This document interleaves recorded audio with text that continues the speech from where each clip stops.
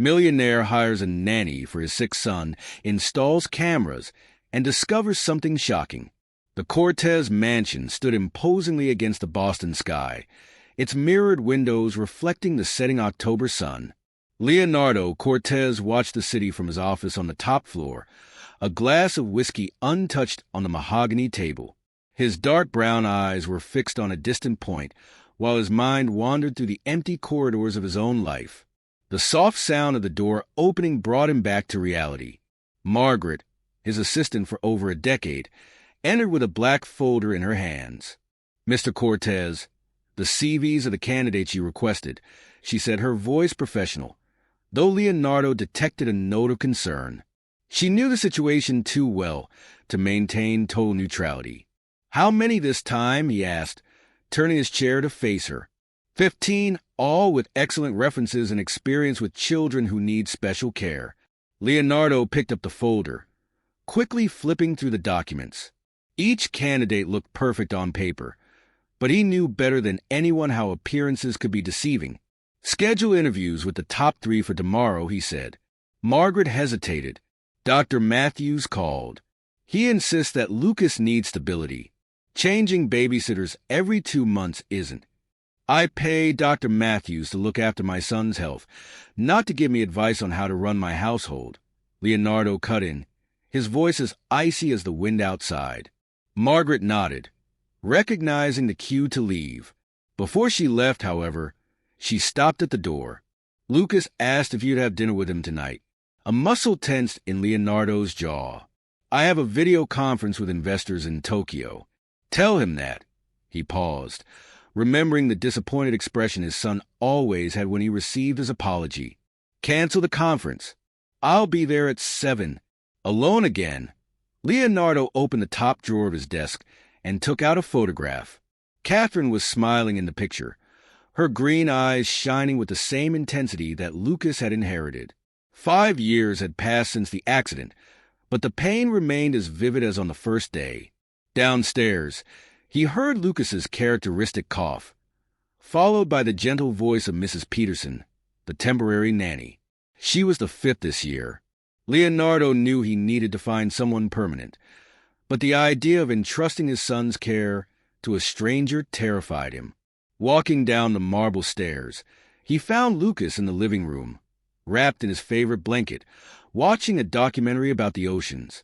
When Lucas saw him, the boy smiled, and Leonardo felt the familiar tightness in his chest. Lucas was a living image of Catherine, from his golden curls to the freckles that dotted his nose. "Dad, are you having dinner with me tonight?" "Yes, champ. How about we order that pizza you like?" Lucas's eyes lit up, but then a cough shook him. Mrs. Peterson approached with the inhaler, and Leonardo watched helplessly as his son struggled to breathe. Moments like this reminded him of how much was at stake, how much he needed to protect the only person who still mattered in his life. Later, after putting Lucas to bed, Leonardo sat in his private office, turning on the monitors that showed every room in the house. It was his nightly ritual to check that everything was in order and that his son was safe. Tomorrow, he would interview the candidates, and one of them would be chosen to be part of this hermetically controlled world he had built. Among the CVs, one name caught his eye: Isabella Martinez. Her references were impeccable, her experience with sick children extensive, but it was something about her photo that stopped him, a genuine smile that reached her eyes, unlike the rehearsed expressions of the other candidates. The phone rang, interrupting his thoughts. It was his lawyer, Richard. "Leonardo, I received the documents for the new nanny. Do you want me to include the same confidentiality clauses? All of them, and add one about the security cameras. You know that can scare off good candidates, don't you?" Leonardo looked at Catherine's photo again. Anyone who has nothing to hide won't have a problem with surveillance. Hanging up the phone, he turned his attention to Isabella's CV tomorrow. He would meet her in person, and something told him that this interview would be different from the others. Whether it was her exceptional qualifications or the sincere look in her photograph, there was something about her that piqued his curiosity, and Leonardo Cortez wasn't used to being curious about anyone. The Cortez Enterprises meeting room was silent when Isabella Martinez entered. The natural light coming in through the large windows contrasted with the austere atmosphere of the room. Dressed in a discreet navy blue ensemble, she maintained a serene posture, though her heart was beating fast. Leonardo Cortez watched her from the other side of the glass table, analyzing every detail. His eyes, trained in assessing people, noticed her delicate but firm hands, the way she maintained eye contact without showing intimidation, and above all, the calm that emanated from her presence. "Ms. Martinez," he began, his voice controlled, "your resume is impressive. 6 years caring for children with special needs, specialization in pediatric nursing, exemplary letters of recommendation. Almost too perfect." Isabella smiled slightly. "Mr. Cortez, I learned early on that perfection is an illusion. What I offer is not perfection, but absolute dedication and honesty." The answer took him by surprise. Normally, candidates would burst into assurances of competence. "Tell me about your last experience," he asked, leaning back in his chair. "I looked after little William for 3 years. He had cystic fibrosis. They were challenging but rewarding years. Unfortunately," she paused, and Leonardo noticed a glint of emotion in her eyes. "William passed away 6 months ago. That's when I decided I needed some time to process the loss." "And what makes you think you're ready to take on another complex case?" "Because grief taught me compassion, not fear. Your son deserves someone who understands that caring goes beyond administering medication and following protocols." Leonardo stood up and walked over to the window. "Ms. Martinez, I need to be straightforward. This position requires more than professional competence. There are security cameras throughout the house. Your privacy will be limited. Many find it too invasive. I understand your need to protect your son, Mr. Cortez. If I were in your position, I would probably do the same," she said, pausing significantly. "But I hope that in time you'll realize that trust is built through actions, not surveillance." He turned, staring at her with intensity. "Are you questioning me, Ms. Martinez?" "No, sir. I'm being honest, as I promised at the beginning of this conversation." A dense silence filled the room. Margaret, who was watching the interaction from the doorway, held her breath. In 15 years, she had never seen someone so subtly challenge her boss. "Would you like to meet Lucas?" Leonardo's question surprised even him. On the 4th floor of the mansion, Lucas was finishing his physiotherapy session when they entered. His green eyes lit up at the sight of his father, but it was Isabella who captured his attention. "You must be Lucas," she said, approaching with a warm smile. "I hear you're a fan of documentaries about oceans." The boy's face lit up. "Do you like them too?" "I love them. Did you know that humpback whales sing different songs every year?" Lucas laughed, a sound that made Leonardo freeze. He hadn't heard that laugh in weeks. For the next hour, Isabella talked to Lucas about abyssal seas, coral reefs, and her experience as a volunteer at an aquarium. Leonardo watched, noticing how she naturally included breathing exercises in the conversation without Lucas realizing he was being treated. "Dad!" Lucas called out when Isabella left to get some water. "She's different from the others." Leonardo nodded thoughtfully. "Yes, she is." Later, in his office, Leonardo was rereading the employment contract. Margaret came in with a cup of coffee. "The other candidates are still waiting, sir." "Cancel the interviews," he replied, without taking his eyes off the document. "Ms. Martinez starts tomorrow. Are you sure?" She was quite frank during the interview. Leonardo looked up. "Precisely why. Lucas needs someone who isn't afraid to tell the truth, even if it means confronting me occasionally." That evening, while checking the cameras one last time, Leonardo stopped at the recording of the conversation between Isabella and Lucas. There was something about the way she interacted with his son, a mixture of professionalism and genuine affection, that he couldn't ignore. His phone vibrated with a message from Richard. "Contract sent to Ms. Martinez. She has already signed and returned it. Start tomorrow at 7 a.m. Leonardo looked at the photo of Catherine on his desk. "What would you think of her, my love?" he whispered into the silence. The answer came in the form of a memory. Catherine always said that eyes don't lie, and Isabella Martinez's eyes conveyed a truth he couldn't deny. Closing the monitors, Leonardo allowed himself a moment of hope. Maybe, just maybe, he had found someone who could bring light not only into Lucas's life, but into the whole house that had lived in shadows for so long. The dawn brought with it a soft mist that covered the gardens of the Cortez mansion. Isabella arrived punctually at 7, carrying a modest bag and a small package wrapped in colored paper. Margaret greeted her in the entrance hall, her heels echoing on the marble floor. Mr. Cortez is video conferencing, but he left detailed instructions about Lucas's routine, Margaret explained, guiding her up the stairs. The list of medications, schedules, and emergency contacts is in his room. In the hallway on the second floor, they stopped in front of a door decorated with phosphorescent stars. Margaret hesitated before opening it. "Ms. Martinez, Lucas had a difficult night. The change in temperature always affects his breathing." Isabella nodded in understanding. "Can I see the night's records?" It would help to understand his breathing pattern. Inside the room, Lucas slept restlessly, the heart monitor next to the bed emitting a soft, steady beep. Isabella approached silently, watching the vital signs with experienced eyes.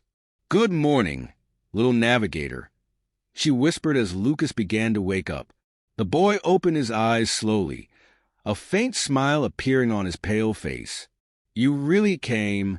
"Of course I came, and I brought something special for you." She handed him the colorful package. Lucas carefully unwrapped it, revealing a miniature constellation projector. "Wow! It's like having the universe in my bedroom. I thought we could create our own starry ocean here. But first, how about a nutritious breakfast to regain your energy?" On the other side of the mansion, Leonardo watched the interaction through the cameras. Something about the naturalness with which Isabella moved around the room, the way she managed to entertain Lucas while discreetly checking his vital signs, intrigued him. Throughout the morning, Isabella established a gentle routine. She turned the breathing exercises into fun games, told stories during the nebulizer sessions, and managed to get Lucas to take all his medication without protest. During lunch, Leonardo decided to make a surprise appearance. He found Lucas sitting at the kitchen table, eating a colorful soup that wasn't part of his usual menu. "What kind of soup is that?" he asked, arching an eyebrow. "It's my special recipe," replied Isabella, undeterred. "It's rich in nutrients and low in sodium, according to medical restrictions. The secret is in the fresh herbs." Lucas raised his spoon excitedly. "Dad, try it. It's like magic. It doesn't taste like medicine." Leonardo hesitated for a moment before accepting the spoonful his son offered. The taste surprised him. It really was delicious.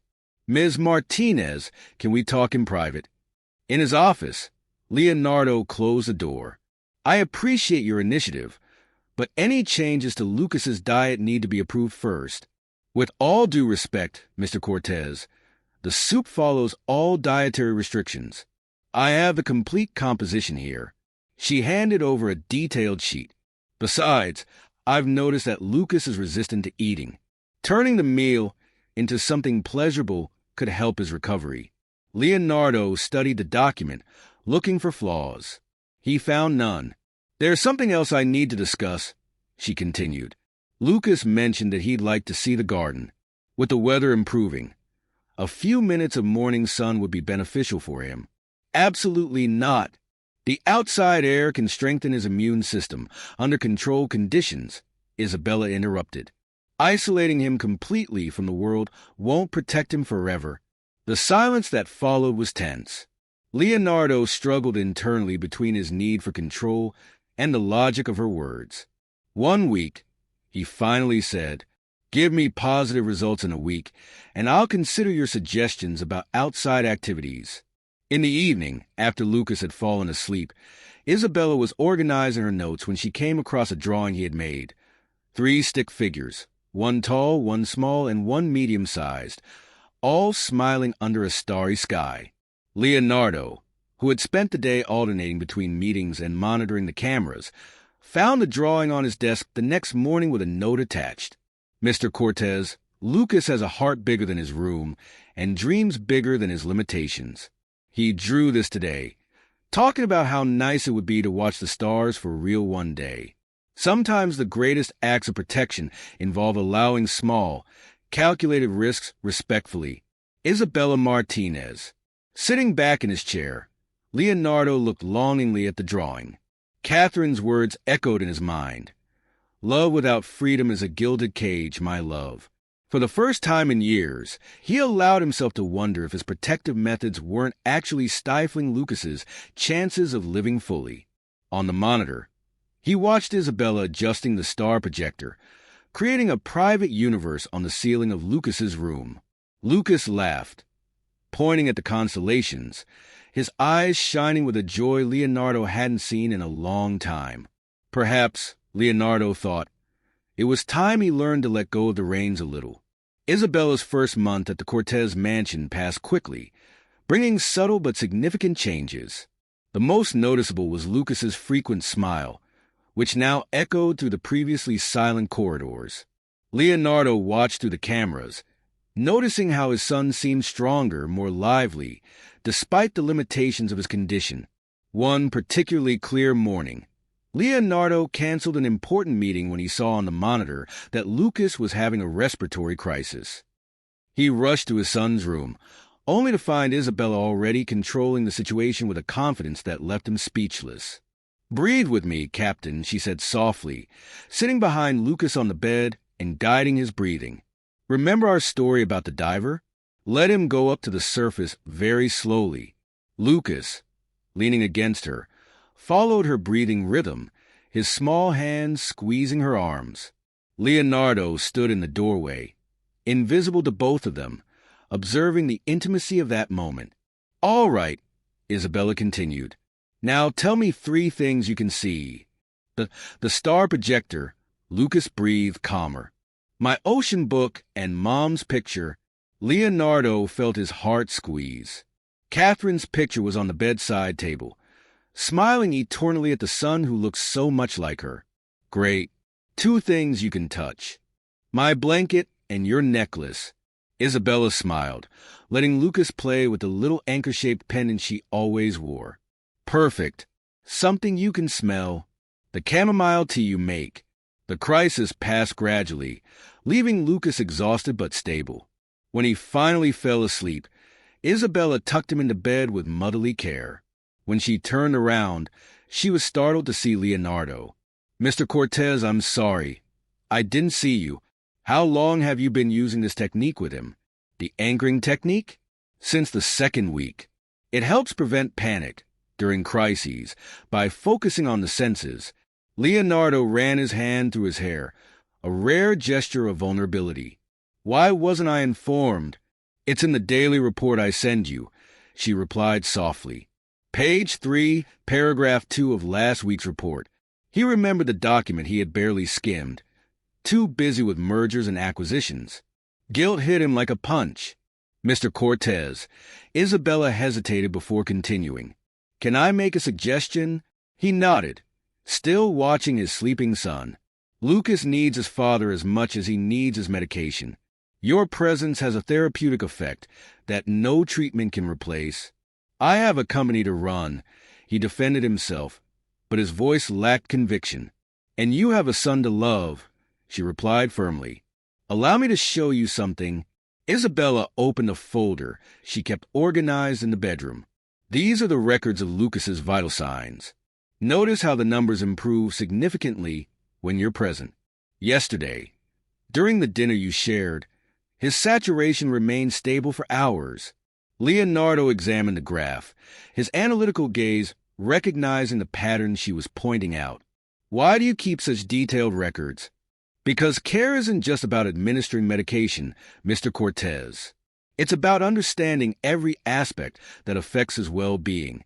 That afternoon, Leonardo canceled all his meetings. For the first time in years, he allowed himself to spend hours with Lucas, listening to him talk about his maritime discoveries, the stories Isabella told, and his dreams of one day seeing the ocean for real. Through the security cameras, Isabella discreetly watched the interaction between father and son, a soft smile on her lips. Margaret approached her in the monitor room. "First time I've seen him like this since Catherine left," the assistant commented. "He's so afraid of losing Lucas that sometimes he forgets to live," Isabella replied. "How did you manage to convince him?" "I didn't. I just showed him that love and protection don't have to be mutually exclusive." In the evening, after Lucas had fallen asleep, Leonardo found Isabella in the kitchen preparing the chamomile tea his son loved so much. "Miss Martinez." "Isabella, please," she corrected. "Isabella," he said, smiling. "Thank you for today, for everything." She returned the smile, that genuine smile that had intrigued him since the first interview. "Lucas is an extraordinary boy, Mr. Cortez. He doesn't just need to survive. He deserves to flourish." Leonardo picked up a cup of tea, inhaling its soft aroma. Catherine used to say something like that. It was the first time he had mentioned his late wife voluntarily to anyone in years. The silence that followed was not uncomfortable, but full of mutual understanding. That night, before going to sleep, Leonardo turned off the cameras in Lucas's room for the first time. Some things, he realized, needed to be felt with the heart, not monitored by screens. Autumn painted the mansion's gardens in golden hues as Isabella completed 2 months of work. The routine had settled comfortably, and even Leonardo was beginning to relax his strict security protocols. However, an accidental discovery was about to shake up the harmony that had been achieved. During a particularly hectic afternoon, while organizing some documents in Leonardo's office at his request, Isabella accidentally knocked over an old folder. As she picked up the scattered papers, her eyes caught something that made her freeze. A police report about the accident that had killed Catherine Cortez. Normally, she would have put it away immediately, respecting her employer's privacy, but one sentence jumped out at her. Suspicious circumstances regarding brake system failure. "What are you doing?" Leonardo's voice startled her. He was standing in the doorway, his face a mask of restrained fury. "Mr. Cortez, I'm sorry. The briefcase fell and I—" "Get out!" His voice was pure ice. "Please, let me explain." "Get out!" The scream reverberated through the walls, making Isabella back away. In the hallway, she found Lucas, startled by the noise. "What happened to Dad?" "Nothing, darling. Sometimes adults need a moment alone." She led him to his room, trying to remain outwardly calm while her heart was pounding. Hours later, when Lucas finally fell asleep, Isabella found an envelope in her bag. Inside was a large check and a note. "Your services are no longer required." Instead of collecting her things and leaving, she did something unexpected. She went to Leonardo's office and found him sitting in the dark, a half-empty glass of whiskey in his hand. "You can't fire me." Leonardo looked up in disbelief. "Excuse me? Lucas has an important appointment tomorrow. Next week, we start aquatic physiotherapy, and in 3 days, he has a presentation on the whale project. I'm not going to abandon him in the middle of all this. You've crossed every line." "No, Mr. Cortez. You've built so many walls that you've forgotten there are people on the other side." She took a deep breath. "Including your son. Don't you dare mention." Lucas asks about his mother every day. And do you know what he wants to know most? If she loved him, because his father never talks about her, never shares memories, never enough. Leonardo stood up abruptly, knocking over his glass. "You don't know anything about loss." "I know more than you think," she replied softly. "William wasn't the first patient I lost, and each loss has taught me that silence doesn't protect. It suffocates." The silence that followed was deafening. Leonardo staggered to the window, his back stiff with tension. "It was my fault," he whispered at last. "Catherine wanted to go to Lucas's recital. I was busy with an important merger. I said I'd send the driver, but she insisted on going alone. If I'd gone, the accident wouldn't have happened. Or would I have lost them both? added Isabella gently. Leonardo turned, his eyes shining with restrained tears. The report, there were suspicions of sabotage. A competitor out to get me. Catherine died because of me. She died because someone committed a terrible crime. How can you be so sure it's not your fault? Isabella asked gently. Leonardo, his face twisted with guilt, shook his head. How can you be so sure? Isabella met his gaze. Because I see how you protect Lucas. How you would sacrifice everything for him. The man She stopped abruptly, realizing she had said too much. Leonardo noticed. His eyes softened, meeting hers with an intensity that made her heart race. Miss Martinez, he began. I'm sorry, she said, retreating toward the door, embarrassed. That was inappropriate. Isabella, he called, using her first name for only the second time since she had started working there. Please stay. She stopped, her hand on the doorknob, and looked back at him. Lucas needs you, he continued quietly, his voice unsteady. And maybe I do too. At that moment, a scream came from Lucas's room. They both ran, finding the boy sitting up in bed, tears streaming down his face. Mommy, he cried. I dreamed about Mommy. Leonardo hesitated, but then sat beside Lucas and pulled him into his arms. Do you want me to tell you about the first time your mother took you to see the dolphins? Lucas's eyes brightened with curiosity. This was the first time his father had willingly shared a memory of Catherine. Isabella quietly moved to leave, but Leonardo reached out, his hand gently holding her wrist. Stay, he said softly. In the early hours of that morning, walls came down that had long stood between them. Leonardo spoke of Catherine, her laughter, her love of the sea, her passion for life. Lucas fell asleep with a smile, finally getting to know the mother he had lost so early. Isabella's unintentional confession had created a subtle tension in the Cortez mansion. In the days that followed, Leonardo alternated between moments of surprising closeness and exaggerated professionalism. Lucas, with his perceptiveness, began to notice the changing dynamic between his father and his caregiver. One particularly cold November morning, during a pool therapy session, Lucas decided to address it. Isabella, he asked with a mischievous smile, do you like my father? The question took Isabella by surprise. She almost dropped the flotation device. Of course I do, Lucas. Your father is a good man. Not like that, Lucas insisted, eyes twinkling with mischief. You like him like Mom liked him. I saw you looking at each other at dinner yesterday. Isabella felt her face warm. Lucas, the relationship between your father and me is strictly professional, but he smiles differently when you're around, like he did with Mom in those old photos. Before she could respond, Margaret approached the pool's edge. Miss Martinez, Mr. Cortez requests your presence in his office. On her way to the office, Isabella took a deep breath, trying to calm her racing heart. She found Leonardo by the window, his posture tense. We need to set some boundaries, he said without turning. Mr. Cortez, she started, if this is about what happened the other night. It's about everything, he interrupted, finally turning to face her. About how Lucas is getting too attached. About how things are changing. Change isn't always bad. It is when it puts my son's well-being at risk. He ran a hand through his hair, his voice thick with anxiety. Lucas has already lost his mother. I can't allow him to become attached to someone who could leave at any moment. Like all the other nannies you've dismissed, she countered, her tone challenging. Exactly.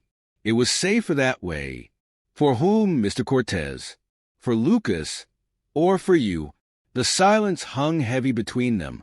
Leonardo walked to his desk and picked up an old photo. Catherine and I met in college. She was everything I wasn't, spontaneous, full of life. She told me I needed to learn to dance in the rain instead of always building shelters. Isabella took a step forward. She was right. When I lost her, he continued, his voice faltering. I promised I would never let anyone become that important again. I vowed to protect Lucas from similar pain. And yet, Isabella replied gently, you're failing miserably. Leonardo looked up, caught off guard. Because love isn't something we can control, she continued softly. Your son needs to learn to love, to trust, to connect with people, even if it means taking a risk.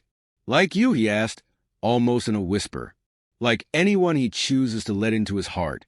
He closed the distance between them, his gaze unwavering. And what about me, Miss Martinez? What choices do I have?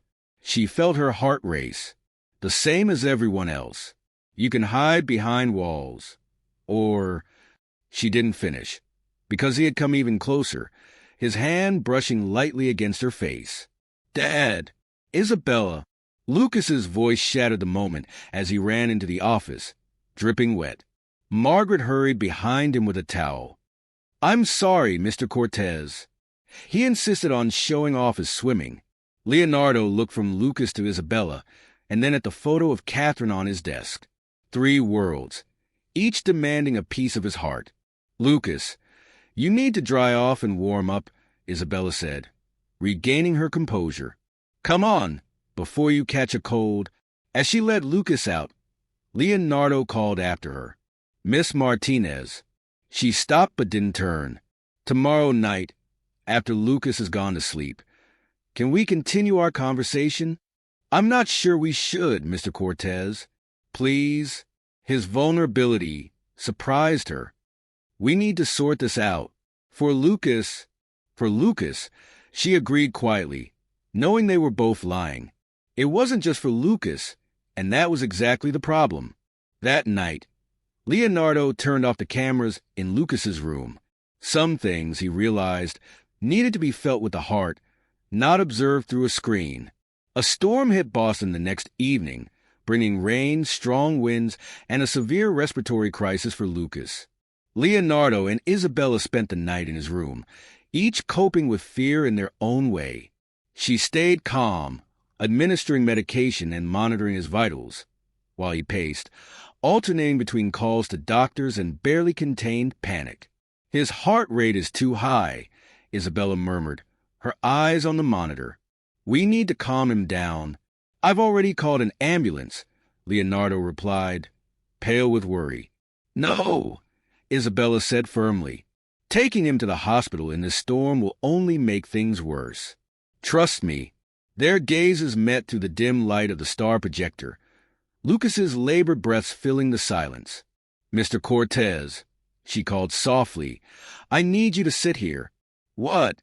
Please, sit on the bed and lean back against the pillows. Lucas will feel your breathing and follow. Leonardo obeyed reluctantly, allowing Isabella to position Lucas against his chest. Gradually, Lucas's breathing matched his father's rhythm, his small body relaxing. Tell a story, Lucas whispered weakly. Leonardo froze. He wasn't used to telling stories. Catherine had always done that. Isabella reached out, placing a comforting hand on his. It was a summer night, he began hesitantly, when your mother and I met. She was dancing in the rain on campus, and I thought she was crazy. The memories started flowing, each one finding its voice. Lucas listened, fighting sleep, his eyes wide with fascination. She said life was too short to wait for the sun, Leonardo continued, his voice thick with emotion, and that sometimes you have to dance in the storm. A loud clap of thunder made Lucas cringe. Isabella quickly adjusted the star projector, casting a soft, ocean-like glow around the room. Look, Captain, she whispered. Even storms can be beautiful when seen from the right place. Lucas finally drifted into a peaceful sleep, his breathing steady. Leonardo, however, remained still, as if any movement might shatter the fragile peace they had achieved. You should rest, he said softly to Isabella, who had stayed by Lucas's side through it all. I'll stay with him. I know you can stay with him, she replied, arranging the covers. But you don't have to be alone. The silence that followed was filled only by the sound of rain against the windows and Lucas's soft breathing. Do you know what else Catherine told me that night? Murmured Leonardo after a long moment. That some people are like lighthouses, he continued, his voice low. They don't drive away the storm, but they help us navigate it. Isabella felt the weight of those words, understanding what he was really saying. Mr. Cortez, Leonardo, he corrected, his tone soft. After tonight, I think we can dispense with the formalities. She nodded, a small smile on her lips. Leonardo, sometimes lighthouses need guidance too. That's why they work in pairs, he replied, his gaze meeting hers with an intensity that made her heart leap.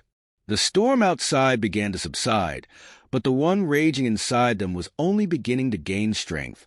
Lucas stirred in his sleep, muttering something about stars and oceans, unaware of the significant moment unfolding around him. Margaret found them like this the next morning. Lucas sleeping peacefully between them, Leonardo and Isabella sitting on opposite sides of the bed, united by their shared vigil, and something else neither of them was ready to name. Coffee's ready, she announced softly, noticing the dark circles under their eyes. And the medical reports you requested have arrived, Mr. Cortez. Thank you, Margaret, he replied, still not taking his eyes off Isabella. Please cancel my appointments for today. I'll stay at home. The assistant smiled discreetly as she left. Some storms, she thought, bring more than destruction. They bring renewal. The end of November brought with it not only the most intense cold, but also a noticeable change in the dynamics of the Cortez mansion. After the night of the storm, Leonardo started working more from home. His eyes often strayed from the financial reports to observe Lucas's therapy sessions or the moments of study with Isabella. One particularly cold afternoon, while Lucas was taking his post-lunch siesta, Leonardo found Isabella in the library, organizing materials for the boys' school project. We need to talk, he said, closing the door behind him. Isabella straightened up, sensing the seriousness in his voice. About Lucas? About us? The word hung in the air between them, loaded with unspoken meanings. Richard found out more information about Catherine's accident, he continued, moving closer to the window. The sabotage. It wasn't a competitor. Isabella left the papers on the table, giving her full attention to Leonardo. It was someone inside the company, someone I trusted. Her voice trembled slightly. We found out yesterday. The former head of security, Maxwell Bennett, confessed everything to the police. Why are you telling me this? Because I need you to understand why I built all these walls, why I installed so many cameras, why I'm so afraid of trusting. She added softly, yes. He moved closer, stopping a few steps away from her. But you broke down every wall I built with your honesty, your dedication to Lucas, A coughing fit from Lucas, heard through the monitor, interrupted the moment. They both moved instinctively toward the door, but the sound soon ceased, indicating that the boy had gone back to sleep peacefully. See, Isabella said with a small smile. Not all interruptions are emergencies. Leonardo nodded, swallowing dryly. Catherine always said that true love isn't just about protecting, but about setting free. I didn't understand that until you came along. Isabella took a step back. I'm your employee. I look after your son. We can't or won't. The question caught her off guard. It's not that simple. Why not? Because I have my own walls, she finally admitted. William wasn't just a patient I lost. He was my brother. For 3 years, I cared for him, battling cystic fibrosis. I gave up everything, relationships, career, personal life. When he left, she took a deep breath. I promised myself that I would never again allow myself to love someone I could lose. Leonardo reduced the distance between them, taking her hands in his.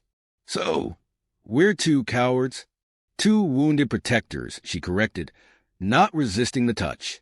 Lucas asked me something yesterday, he said, his thumb tracing gentle circles on her palm. He asked if it was wrong to be happy, even though he missed his mother. Isabella felt tears forming in her eyes.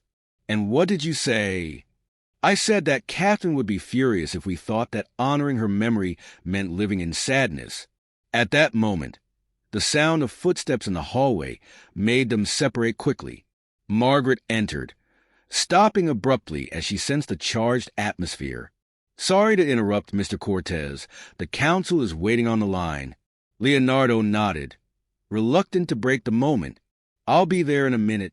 When Margaret left, he turned to Isabella one last time. "Have dinner with me tonight, after Lucas goes to sleep." "I don't think it's appropriate." "Not as boss and employee," he said, a soft smile tugging at his lips. "As Leonardo and Isabella." She hesitated, years of self-preservation, fighting the urge to say yes. "And Lucas already knows. In fact, he was the one who suggested that I stop being silly and ask you to dinner." An involuntary smile appeared on her lips. He said that in those exact words. "So, what do you say?" Before she could answer, Lucas's sleepy voice sounded through the monitor. "Dad." Isabella, saved by the gong, muttered as she moved toward the door. "That's not a no," observed Leonardo. "It's not a yes either," she replied, but his smile followed her up the stairs, making her heart dance in a way it hadn't felt for years. In Lucas's room, she found the boy sitting on the bed, rubbing his sleepy eyes. "I dreamt about Mommy," he said. When she sat down next to me, she was smiling and said she was happy. Isabella felt her heart squeeze. "Is that so?" "Yes." And she said that sometimes you have to be brave to be happy. She looked at the door where Leonardo was now standing, watching the scene with soft eyes. "You know something, Lucas? I think your mother was very wise. So, you're having dinner with Dad?" Isabella laughed, surprised by the boy's insight. "We'll see. Now, how about we finish that project on Wales?" The dinner took place not that night, but a week later when the first snow of winter began to fall on Boston. Leonardo had prepared everything with meticulous care. The table on the enclosed, heated veranda decorated with soft lights. The specially chosen menu, even a small jazz ensemble playing in the background. Isabella arrived punctually at 8 o'clock after putting Lucas to bed. She wore a simple navy blue dress that made her eyes sparkle like sapphires. "I thought you said no," teased Leonardo, pulling out the chair for her. "Technically, I never said no," she replied, smiling. "I just put it off until I was sure." "Sure of what?" "That it wouldn't harm Lucas." Leonardo poured wine for them both, his movements deliberately slow. "And you came to a conclusion?" "Actually, it was Lucas who helped me decide." She took a small sip of wine and reached into her pocket. She handed him a folded piece of paper. It was a drawing. 3 figures holding hands under a starry sky. In the top corner, a 4th figure surrounded by a golden glow was smiling at the group. "He said you're our family," she explained softly. "You, him, and me. Down here in Catherine." Her voice faltered a little, blessing us from above. Leonardo stared at the drawing for a long moment, his eyes welling up. He has the same gift as his mother for seeing beyond appearances. Dinner passed easily, with conversation flowing naturally between light and deep topics.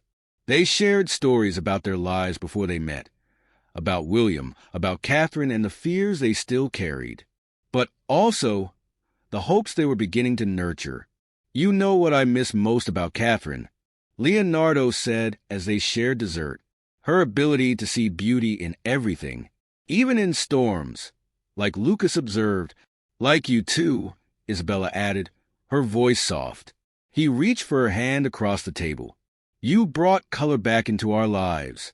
Before she could respond, a familiar sound came from Lucas's monitor, coughing, followed by crying. "I'm going to check on him," Isabella said, getting up to leave. "No!" Leonardo stopped her, holding her hand. "Let me go. Stay and enjoy the wine."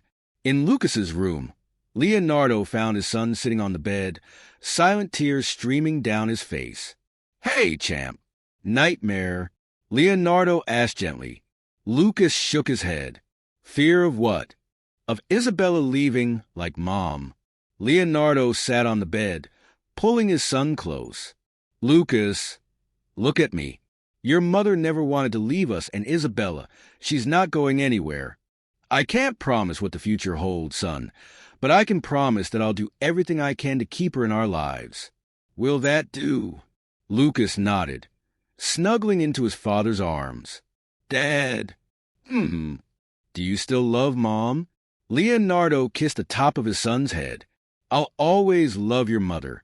She gave me you, the greatest gift of my life. He smiled down at his son. So, it's okay to love Isabella too. Yes, son. The heart has infinite room for love. When Leonardo returned to the balcony, he found Isabella gazing at the falling snow. She was holding his coat, which he had forgotten on the chair. Is Lucas all right? She asked as he approached. Yes. I just needed some answers. And did you get them? She asked, turning to face him. I think we all did today. He took the jacket from her hands and placed it on his shoulders. Actually, he continued, I think we all got some answers. Isabella smiled, her heart lighter than it had been in weeks. Don't say anything yet, he asked. Just dance with me. Soft music filled the room as they moved slowly, the snow falling outside, creating an almost magical atmosphere. Catherine would be proud, Isabella whispered, resting her head on his shoulder. Of what? Leonardo asked, his voice low. Of seeing you and Lucas living, not just surviving. Leonardo gently pushed her away so that he could look into her eyes. That's thanks to you. No, she replied, her voice soft. It's thanks to the three of us. And to her. She looked at the drawing of Lucas on the table. Thanks to her, too. Outside, the snow continued to fall. Inside, on the heated balcony, something new was blossoming. Not just love, but a deep understanding that sometimes the greatest blessings come disguised as challenges. That hearts, even bruised ones, have an infinite capacity for healing and renewal. A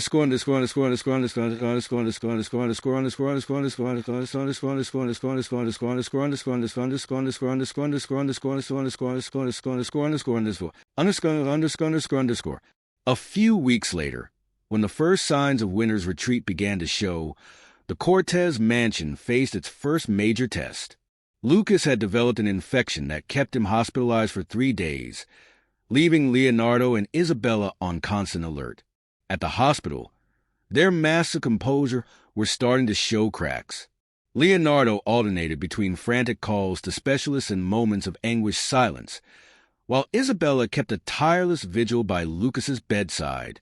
You need to rest, Leonardo insisted on the third night, finding Isabella dozing in an uncomfortable position in the armchair. I'm fine, she replied, straightening up. I'd rather stay here. Why? She hesitated before answering. Because that's how I lost William. One night, I decided to go home and rest, and when I came back in the morning, Leonardo crossed the room in 3 strides, pulling her into his arms. It was a first public display of affection between them, but at that moment, nothing else mattered except the comfort they found in each other.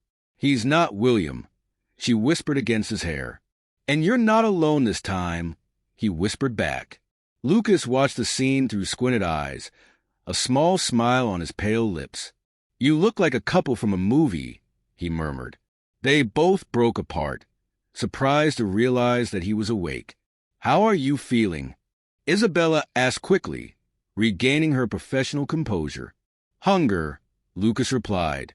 Can I have something besides that transparent stuff? He pointed to the serum. Leonardo laughed, the first genuine sound of joy in days. I'll see what the doctors allow. Once they were alone, Lucas looked seriously at Isabella. You love my father, don't you? The direct question caught her off guard. Lucas, it's okay, he insisted. Mom appeared in my dream yesterday. She said you have a heart as big as the ocean. Isabella felt tears forming in her eyes. Your father and you are very special to me. Then why do you still pretend you're just our babysitter? The child's wisdom sometimes frightened her. It's complicated, darling. No, it's not, Lucas argued. It's complicated trying to understand why humpback whales sing. Love is easy. You just have to let it happen. Before she could reply, Leonardo returned with the doctor. The good news came in cascades. The infection was subsiding. The test showed significant improvement, and Lucas could go home the next day.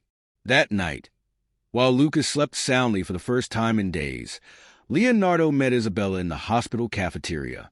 The doctors say your dedication was crucial, he commented, sitting beside her. The way you kept up the respiratory physiotherapy, even during this high fever. I just did my job. No, he took her hand. You did much more than that. You fought for him like a mother would. The word hung between them, loaded with meaning. Leonardo, marry me, he suddenly said, kneeling beside her, ignoring the curious glances from the other people in the cafeteria. Marry me? He nodded. Not because Lucas needs a mother, or because I feel lonely, but because you turned our house into a home. You taught me that it's possible to love deeply twice in a lifetime, in different but equally true ways. But what about your fear of losing again? She asked, her voice soft. I'm still afraid, he admitted. I probably always will be. But Catherine taught me to dance in the rain, remember? And you showed me that some dances are worth the risk. Isabella looked down at her intertwined hands, tears streaming freely down her face. Does Lucas know about this? She asked. Leonardo smiled. Actually, he was the one who chose the ring. He took a small box out of his pocket, revealing a delicate sapphire ring surrounded by tiny diamond stars. He said it had to be blue like the ocean, because that's where you feel at home, Leonardo explained. And the stars are to remind us that we always have light, even on the darkest nights. How long have you been planning this? Since that night on the balcony. But I wanted to wait for the right moment. He paused. Although, after these last few days, I realize there is no perfect moment. There are only moments, and it's up to us to make them special. Isabella looked at the ring, at Leonardo kneeling in front of her, and thought of all the barriers she had built up after losing William. She thought of Lucas, of his innocent wisdom about love being easy. She thought of Catherine, blessing them in their dreams. Yes, she whispered. Yes, I'll marry you. Leonardo's smile lit up the entire cafe when he slid the ring onto her finger. Discreet applause echoed around the room. I think we have an audience, she murmured, blushing.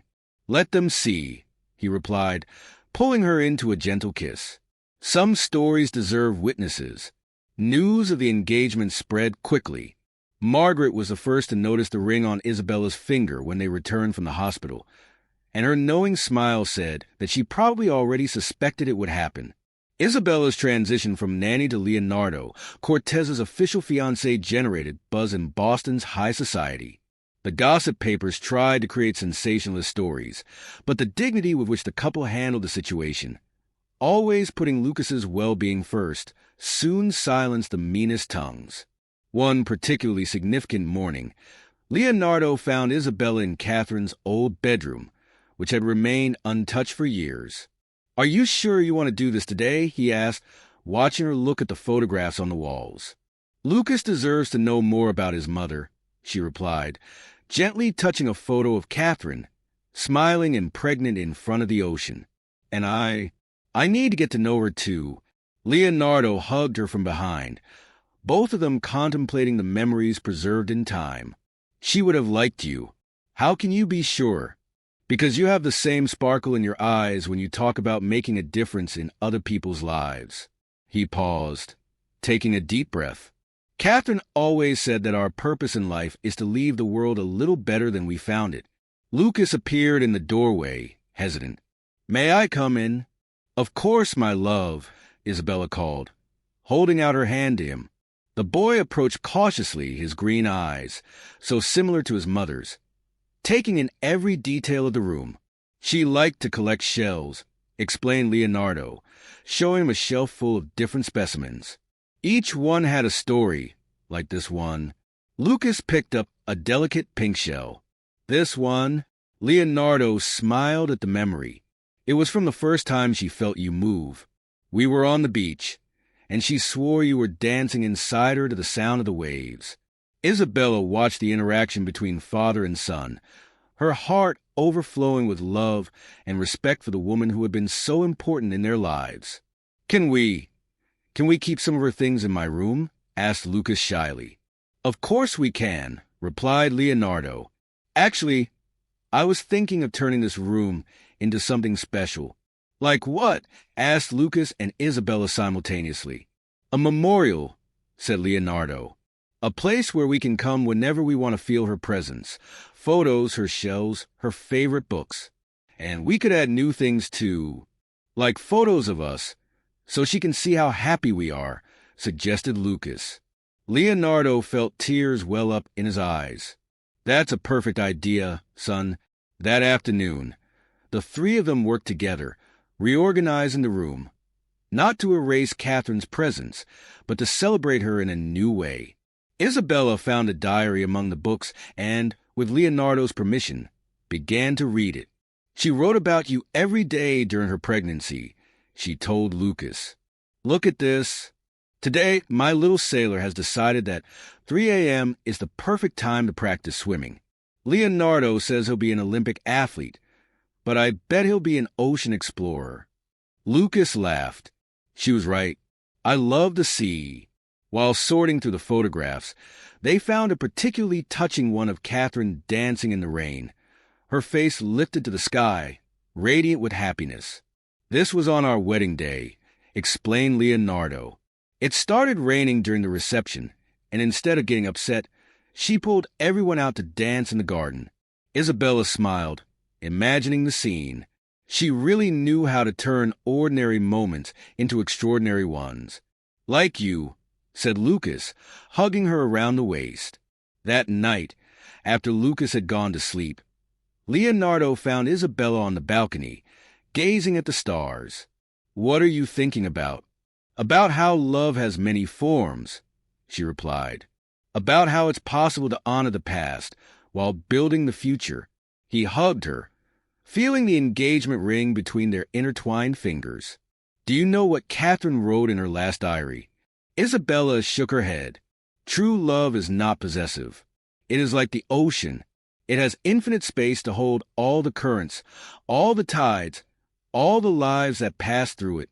She was very wise. Yes, she was. "And I'd be happy to see us find our own tide." That night, before going to bed, Lucas asked to see the photo album once more.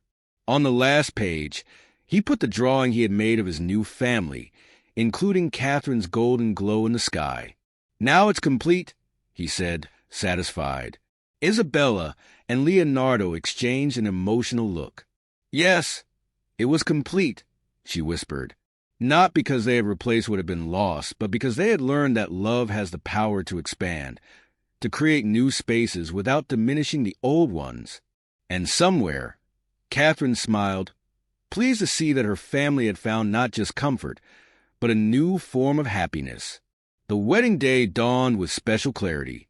The Cortez mansion had been transformed into a setting that blended elegance and intimacy. The ceremony would take place in the winter garden, where white and blue flowers created an atmosphere reminiscent of an illuminated seabed. Isabella was getting ready in her old bedroom, now converted into a temporary bridal suite. Margaret was helping with the last details of the dress, a simple ivory model with details that resembled soft waves. "Something's missing," said Margaret, adjusting the veil. Lucas entered the room at that moment, impeccable in his little tuxedo, carrying an old box. "Dad asked me to give you this," he said, holding out the package to Isabella. Inside was a pearl necklace and a handwritten note. "Dear Isabella, Catherine wore these pearls at our wedding. She said they were special because, like true love, they were formed through time, patience, and adversity. Today, they belong to you, not to replace memories, but to create new ones. With love, Leonardo." The tears threatened to ruin the carefully done makeup. Margaret quickly intervened with a handkerchief. "Let me help you with the necklace," she offered, her voice breaking. Lucas watched intently. "You look beautiful. You look like a mermaid." Isabella knelt down to meet him, taking care with her dress. "And you look like a real prince, my love. Can I tell you a secret?" he whispered. "Of course. I dreamt about Mom yesterday." "Really? And what did she say?" "That she's happy because now she's sure we'll never be alone." He paused. "And she asked me to say thank you for looking after Dad's heart." In the winter garden, Leonardo waited anxiously. The judge was already in place, and the few selected guests took their seats. Soft music began to play. Not the traditional wedding march, but an oceanic melody reminiscent of whale songs. Lucas entered first, carrying the wedding rings. Then, all breaths were taken away when Isabella appeared. Leonardo felt his heart stop for a moment when he saw the pearl necklace around her neck. It was as if Catherine was there, blessing this union. "We are gathered today," the judge began, "not only to celebrate a union, but to honor the journey that has brought these souls to this moment." During the vows, there wasn't a dry eye in the garden. Leonardo began, "Isabella, I promise not only to love you, but to honor the story that brought you to me. I promise to be a safe haven for you, and Lucas. I promise to dance in the rain when life gets heavy, and I promise to keep alive the memory of the love that came before me."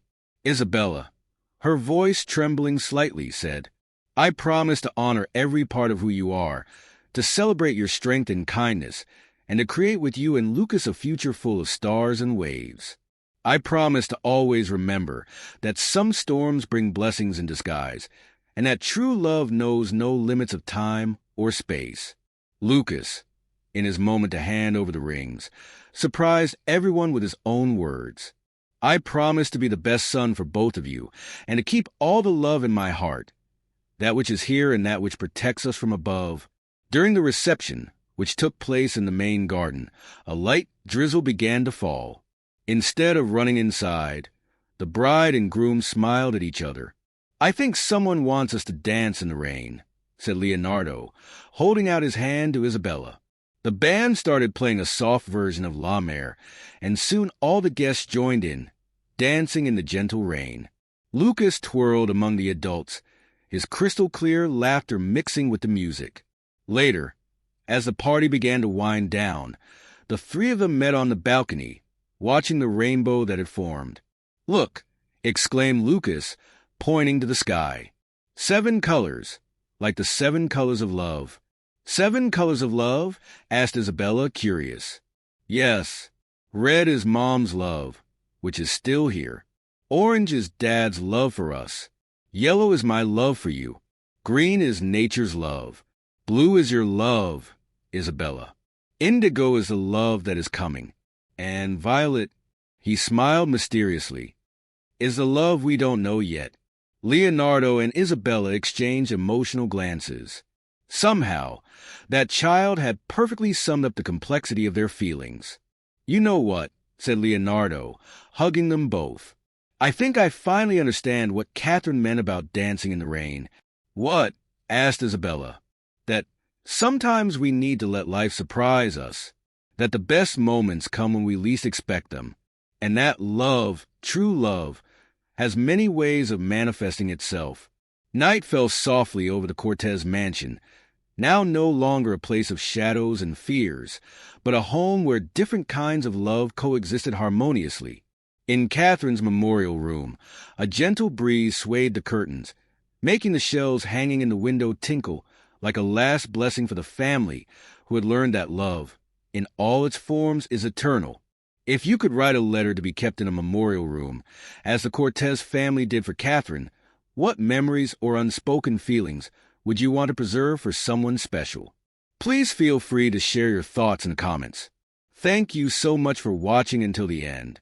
If you enjoyed this story, don't forget to subscribe to the channel, leave a like, and comment your thoughts. Your participation is truly important to us.